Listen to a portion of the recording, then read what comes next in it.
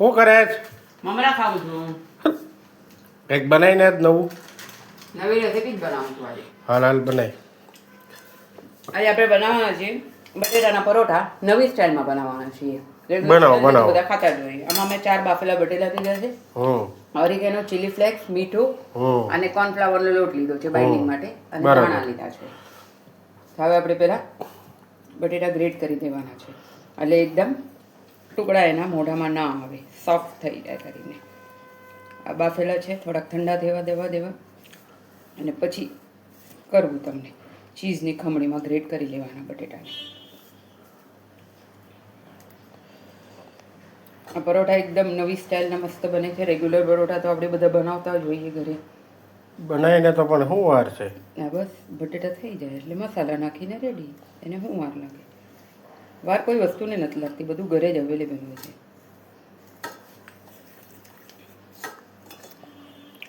Okay, તો અહીં મેં બટેટા કરી લીધા છે ફ્રેન્ડ્સ.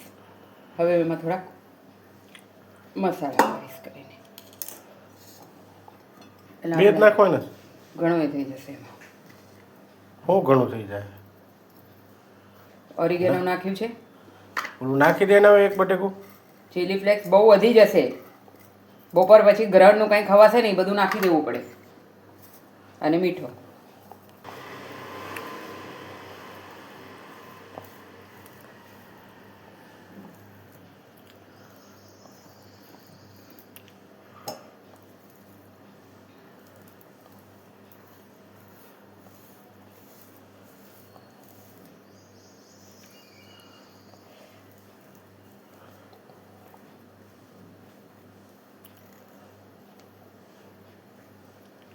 હવે મારા હાથ ધોવા પડશે, ચીકણા થાય. ઓરિગેનો નાખ્યો મેં, એમાં ચીલી ફ્લેક્સ નાખું છું હું અને સ્વાદ પ્રમાણે મીઠું અને ધાણાની ક્વોન્ટિટી જરા વધારે રાખવાની, ટેસ્ટમાં બહુ સારા લાગે. આ બધી વસ્તુને મિક્સ કરી અને એને એક બાઇન્ડિંગ એટલે આપણે લોટ બાંધવાનું છે ફ્રેન્ડ્સ. એટલે લોટ બાંધવા માટે આપણે એમાં થોડું કોર્નફ્લાવર નાખતા જશું એટલે આપણું લોટ, રોટલીનો લોટ કેવો હોય એવો લોટ બંધાઈ જાય કરીને. ને પછી આપણે વણીને પરાઠા ઉતારવાના છે. રેડી. હું વાર લાગી બનાવતા વસ્તુને. એનો લોટ બાંધી નાખો.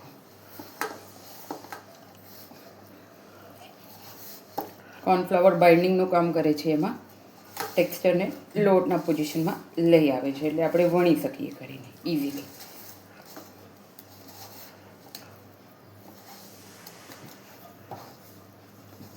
આ હજી હું થોડુંક કોર્નફ્લાવર નાખીશ, મને થોડુંક સ્ટીકી લાગે છે અને લોટ બાંધી લઈશ કરીને. પાણીનું જરીકે વપરાશ કરવાનું નથી, કોર્નફ્લાવરથી જ લોટ બાંધી નાખવાનો છે આપણને એટલે આપણા પરાઠા એકદમ સોફ્ટ અને ટેસ્ટી થાય છે. જો ફ્રેન્ડ્સ તમને મારા વિડીયો ગમતા હોય તો મારી ચેનલને પ્લીઝ લાઇક કરજો, શેર કરજો, કમેન્ટ કરજો અને પ્લીઝ સબસ્ક્રાઈબ કરજો કરીને. હવે લોટ બંધાઈ ગયું છે. સેજમતુઓમાં તેલ નાખી અને 5 મિનિટ માટે આપણે રેસ્ટ આવવા મૂકી દઈશું. આ લોટના મેં આવા ડો કરી લીધા છે નાના અને આ પરાઠો એક વણી લીધો છે કરીને. બહુ ઇઝીલી વણાય છે. હવે આપણે એને શેકી લેવાનું છે. અહીંયા તવો ગરમ કરી નાખ્યો છે, નોનસ્ટિક પેન પર શેકી લેવાનું છે કરીને.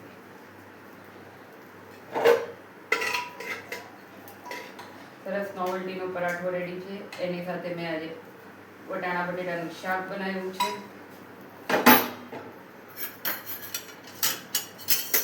આપણે પરાઠાને પલટાવી દઈશું બીજી બાજુ.